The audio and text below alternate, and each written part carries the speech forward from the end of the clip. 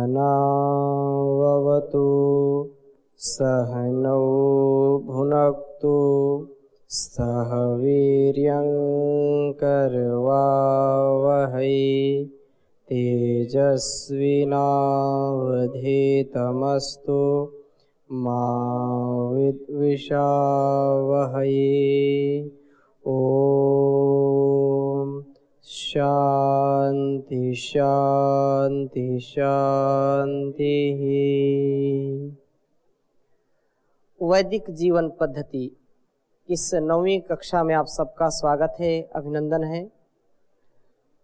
धर्म के विषय में चर्चा चल रही थी। महर्षि मनु के द्वारा बताए गए जो 10 धर्म के लक्षण हैं, जो बहुत ही सुप्रसिद्ध हैं और जिनको जी करके व्यक्ति मानवीय मूल्यों को पाता है, जीवन के अंतिम उद्देश्य की प्राप्ति के लिए जो अत्यंत आवश्यक हैं, जिनके बिना व्यक्ति धार्मिक जीवन जी ही नहीं सकता है, तो उन पर हम चर्चा कर रहे थे। एक बार पूरा श्लोक को हम उच्चारित करेंगे। धृति क्षमा दमोस्तेयम शौचमिंद्रिय निग्रह धीर विद्या सत्यम क्रोधो दशकम धर्म लक्षणम। तो यहाँ पर हमने धृति, क्षमा और दम और अस्तेयम, इनकी चर्चा हमने कर ली है। इन पर थोड़ा सा हमने कुछ समझने का, जानने का प्रयास किया था। उसी क्रम में जो अगला धर्म का लक्षण है शौचम। धृति का तात्पर्य धैर्य रखना, क्षमा का मतलब सहन करना, सहन करने की स्थिति में रहना, और दम का अर्थ है अपनी जो इंद्रियां हैं, ईर्ष्या, लोभ, मोह, वैर आदि अधर्म रूप संकल्पों या विचारों से मन को वश में करके रखना।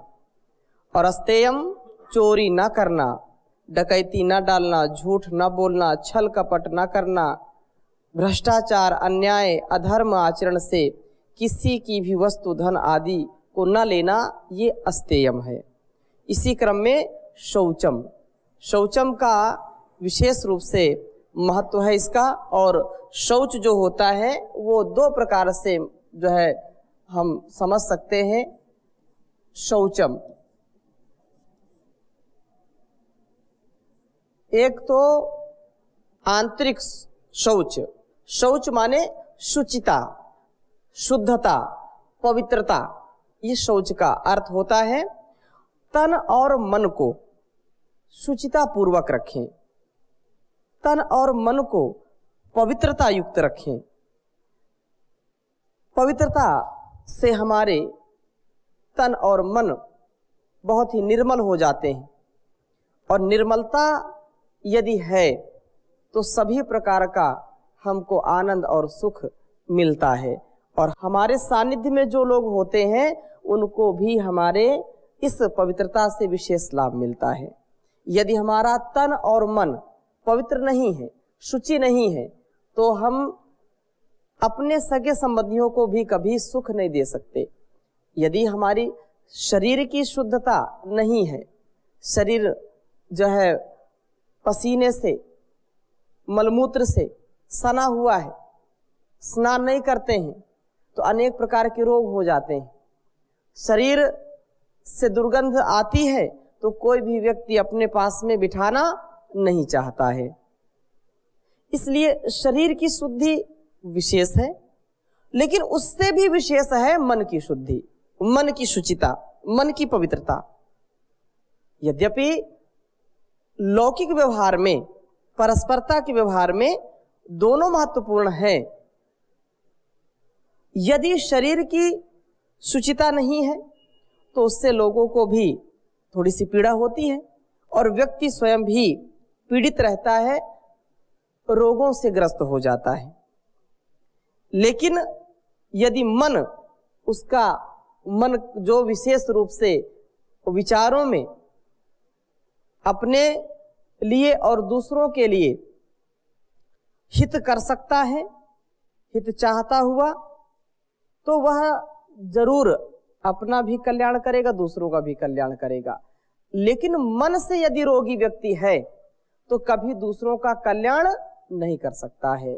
मन में यदि ईर्ष्या है, लोभ है, द्वेष है, छल है, कपट है, मन में किसी के प्रति द्वेष की भावना है, तो वह स्वयं भी कभी शांत नहीं रह सकता, और जिससे वो ईर्ष्या द्वेष करता है उससे वो तो पीड़ित रहेगा ही रहेगा।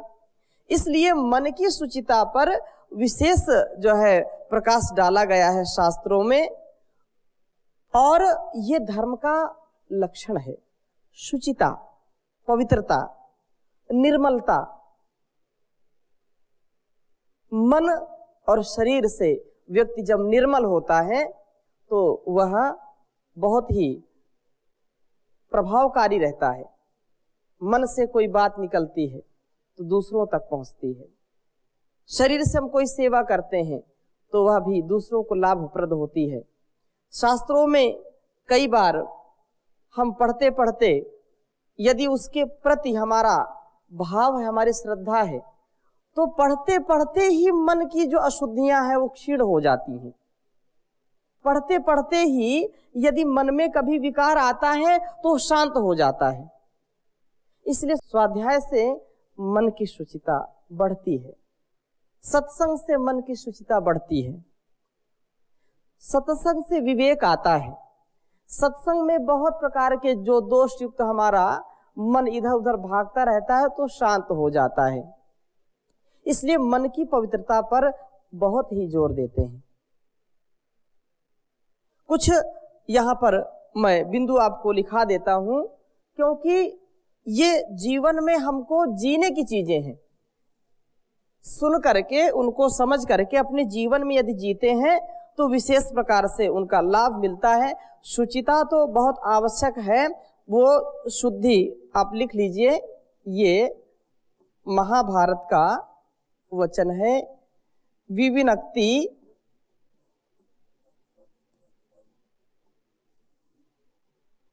विविनक्ति न शौचम, जिसके अंदर शौच नहीं है, जिसके अंदर शुचिता पवित्रता नहीं है, वो क्या करेगा?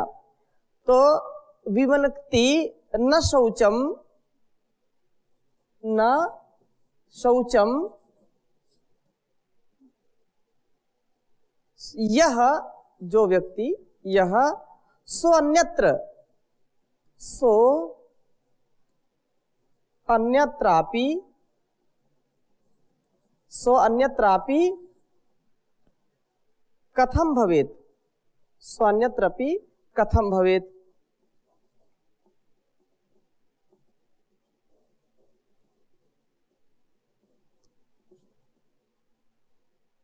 कहने का आशा ये है, जो शुद्धि का विचार नहीं करता, शुद्धि नहीं रखता, न शरीर की न मन की।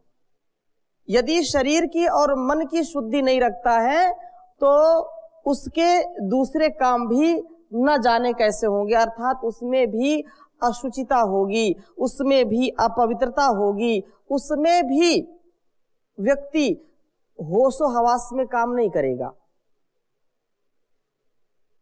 ये जल से जो शरीर की शुद्धि होती है, वो जल शरीर को पवित्र करता है।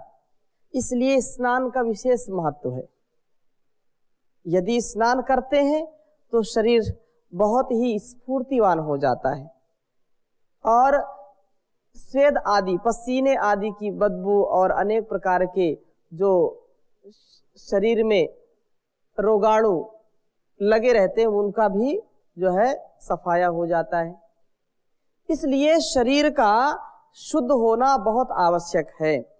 दोनों शुचिताओं पर, आंतरिक और बाह्य जो शुचिता है, जो शुद्धि है, जो शौच है, उन दोनों पर हमको विशेष ध्यान देना चाहिए। चाहे बच्चा हो, चाहे बूढ़ा हो, चाहे स्त्री हो, चाहे पुरुष हो, किसी भी स्थिति में जो व्यक्ति शरीर से शुद्ध नहीं रहेगा, क्योंकि ये जितने भी हमारे आंखों से, कानों से, नासिका से, मुंह से केवल दुर्गंधी और मल ही निकलता रहता है। मलमूत्र तो त्यागते हैं, वहां से तो अशुद्धि तो रहती ही रहती है। लेकिन यदि हम इनको शुद्ध रखेंगे, साफ रखेंगे, स्वच्छ रखेंगे तो इनकी आयु बढ़ती है। इनकी आयु बढ़ने का तात्पर्य क्या है? ये जल्दी से रोगग्रस्त नहीं होंगे। आप आंखों में रोज जल डालते हैं प्रातःकाल उठ करके, तो आंखों की शुद्धि होती है। आंखों के ऊपर जो मल जमा होता है वो साफ हो जाता है, जिससे आंखें दीर्घ काल तक बहुत ही दूर दृष्टि से देखती हैं, कभी आंखें कमजोर नहीं होती हैं। नासिका को साफ करते हैं, मुख को साफ करते हैं, रोज आप मंजन ब्रश करते हैं। यदि मंजन ब्रश जीभ ही नहीं करेंगे तो मुख से दुर्गंधी आएगी, आपके दांत सब जल्दी जो है उखड़ जाएंगे, गल जाएंगे, सड़ जाएंगे। तो ये जो हम शुद्धि करते हैं शरीर की, इसमें भी हमारा ही हित है। और ये अंग जितने दिन तक काम करेंगे अच्छे अच्छे, वैसे ही, नहीं तो ये अंगम गलितम पलितम मुंडम दशन विहीनम जातम तुंडम वृद्धो याति गृहीत्वा दंडम तदपि न मुंचत्याशा पिंडम भज गोविंदम गोविंदम भज मूढ़ मते। जिन्होंने अपने शरीर का ध्यान नहीं रखा, ख्याल नहीं किया, शुचिता पर ध्यान नहीं दिया, उनके बाल भी जल्दी सफेद हो जाते हैं, झड़ जाते हैं, आंखें भी धुंधली हो जाती हैं, कुछ दिखाई नहीं पड़ता, कान भी सुनने को तैयार नहीं होते, अंग सब गल सड़ जाते हैं जल्दी ही।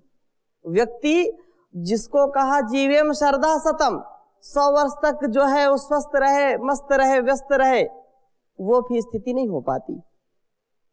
इसलिए आप मतलब अपने शरीर का स्वच्छ करना, उनको शुचिता युक्त करना, ये हमारा परम कर्तव्य, परम धर्म है।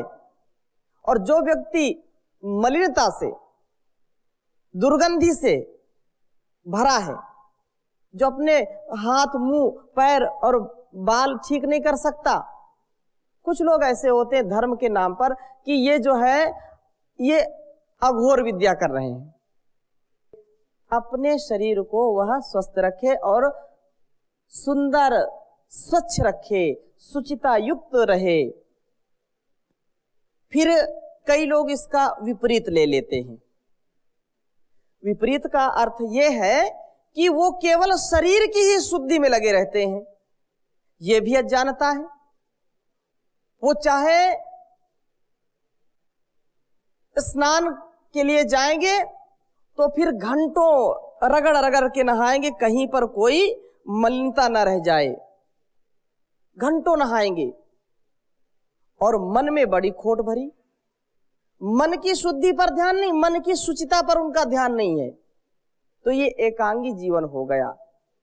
शुचिता दोनों ओर से होनी चाहिए, तन की भी शुचिता हो और मन की भी शुचिता हो, दोनों ही आवश्यक हैं। कहते हैं मन में खोट भरी और मुख में हरी, तेरे गंगा नहाने से क्या फायदा, मैल मन का न धोया बदन धो लिया। तेरे गंगा नहाने से क्या फायदा, मैल मन का न धोया बदन धो लिया। तो मन का भी मैल धोना है और शरीर का भी मल धोना है। इसलिए अपने आप को स्वच्छ और पवित्र, तन से और मन से, दोनों ओर से रखेंगे, तभी हमारा जीवन अच्छा बनेगा। मन का और तन का हमेशा ध्यान रखना है। कई शरीर को इतना संवारते हैं, बार बार लगातार दिन में 1000 बार, कंघा शीशा उनका बंद नहीं होता, बार बार देखेंगे, अच्छा मैं अच्छा लग रहा हूं, अच्छी लग रही हूं, बार बार अपने पर्स में शीशा रखेंगे। अब तो मोबाइल आ गया है तो लोग मोबाइल में ही देख लेते हैं, मैंने कई लोगों को ऐसा देखा, और पीछे कंघा रखते हैं। तो बार बार ये क्यों? अच्छा दिखें, ठीक है वो भी आवश्यक है, लेकिन अंदर भी अपने आप को हमको झांकना है। बहुत बार हम सुनते हैं, इसी कवि ने लिखा, गंगा नहाने हरिद्वार काशी गया, गंगा नहाते समय ये ख्याल आ गया कि तन को धोया है मन को धोया नहीं, मेरे गंगा नहाने से क्या फायदा। तो ये फायदा कब होगा? जब तन को और मन को दोनों को धोएंगे।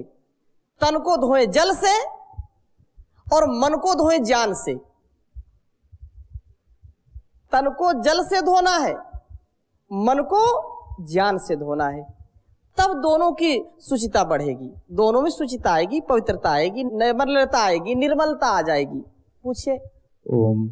स्वामी जी मैं ये पूछ रहा था जी, आज स्वच्छता अभियान को लेके काफी चल रहा है। हाँ, लेकिन इस केवल वायुमंडल के धोने वर्त से तो काम चलेगा नहीं, इसको पवित्र रखा जाए वो भी जरूरी है जी। तो जो मन के विकार हैं, मन के जो मैल हैं, उनकी जो शुचिता है जी। उसके लिए वर्तमान में क्या करना चाहिए, कैसे करें, उस पर थोड़ा सा प्रकाश डालें ताकि लोगों को प्रेरणा मिले। बिल्कुल, बहुत अच्छा प्रश्न किया, क्योंकि मन जैसा आपने पूछा, ये स्वच्छता अभियान तो बहुत आवश्यक है, क्योंकि वातावरण यदि स्वच्छ है तो हमारा मन लगता है और आरोग्यता फैलती है। इसीलिए हम यज्ञ करते हैं कि वातावरण बिल्कुल जो है ये पर्यावरण भी शुद्ध रहे, साफ रहे, स्वच्छ रहे, और ये मनुष्य का कर्तव्य है।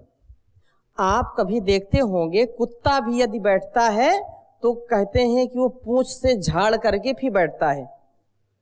तो मुझे ऐसा लगता है कि इसमें शिक्षा में परिवर्तन यदि हो जाए जी, तो शायद, क्योंकि वही अभी आप बता रहे थे जी, कि ज्ञान के द्वारा मन की शुद्धि, जी, तो यदि शिक्षा में ही हाँ, वैदिक जीवन पद्धति लागू हो जाए, ये जीवन दिनचर्या लागू हो जाए, तो शायद देश का परिवर्तन। ये जो बाहर से स्वच्छता की बात करते हैं तो अंदर से यदि स्वच्छता आ जाए तो बाहर भी स्वच्छता आ जाएगी। बिल्कुल, क्योंकि जो मैंने देखा कि जो दारू पीने वाला व्यक्ति उसको दारू में स्मेल नहीं आती और बीड़ी पीने वाले को बीड़ी में स्मेल नहीं आती।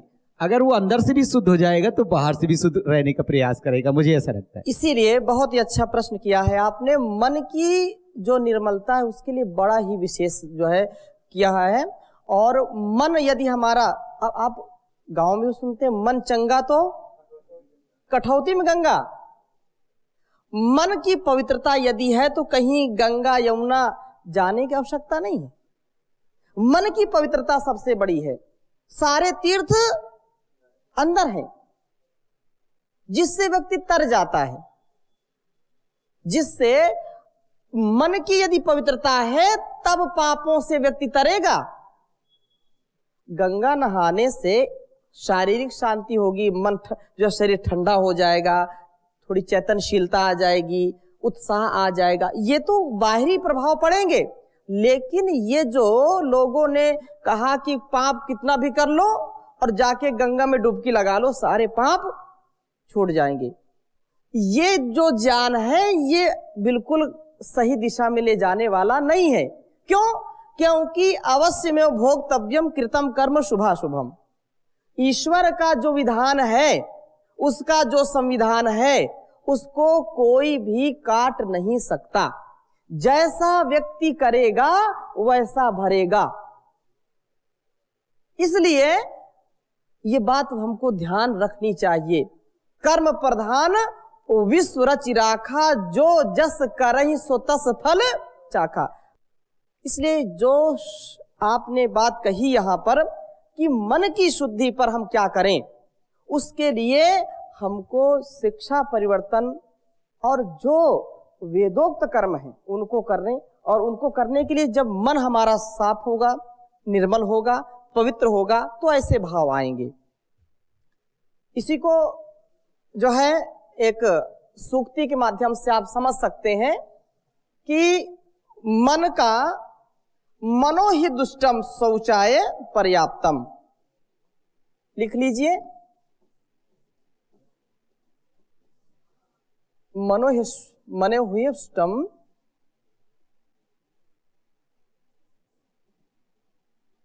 मनो हि दुष्टम,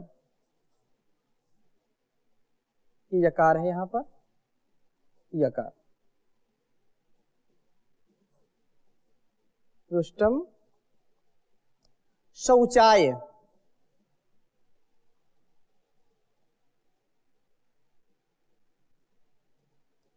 शौचाय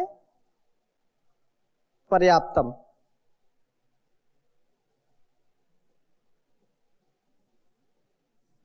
ये भी महाभारत का वचन है और ये कहा कि पवित्रता के लिए जो मन है तो मन की जो है पवित्रता सबसे ज्यादा पर्याप्त है।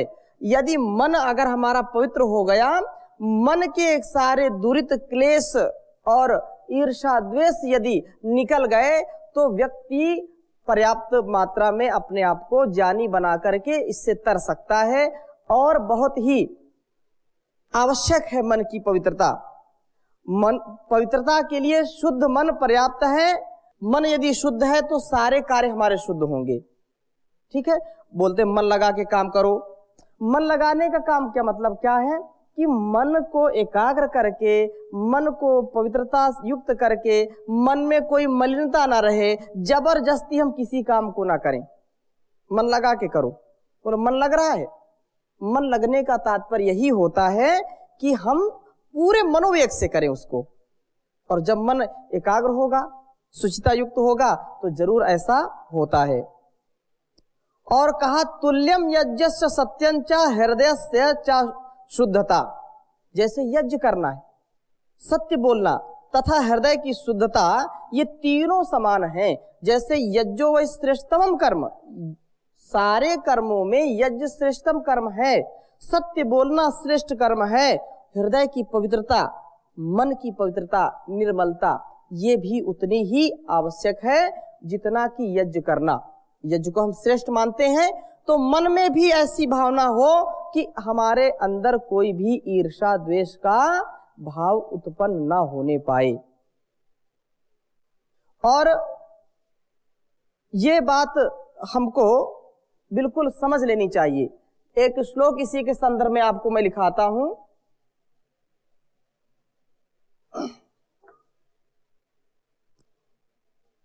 वर्तमान परिवेश में भी यदि मन अगर हमारा ठीक हो जाए, क्योंकि मनो मनुष्याणाम कारण मंद मोक्ष हो, आपसी जो संबंध हैं वो मन के बिगाड़ से ही तो होते हैं। मन खराब हो गया, क्या मन नहीं लग रहा, क्या मन नहीं मान रहा, मन बड़ा चंचल है, वो मन है कि मानता नहीं, क्या अच्छा क्या बुरा पहचानता नहीं, जानता नहीं।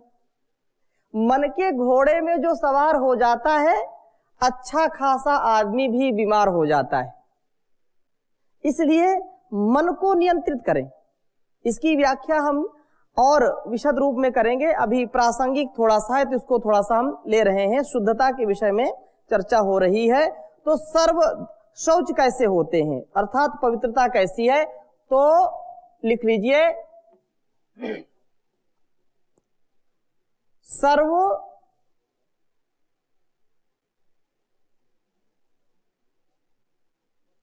सर्वभूत दया शौचम। सर्वभूत दया शौचम।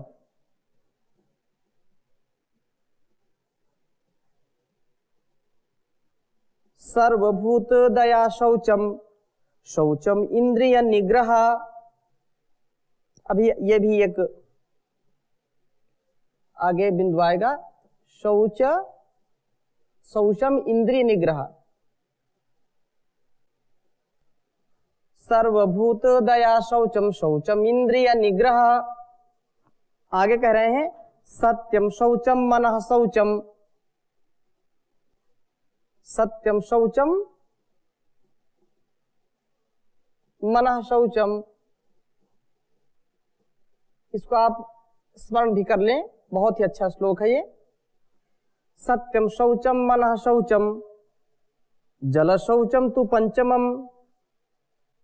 5 प्रकार के शौचों का यहां पर वर्णन किया गया।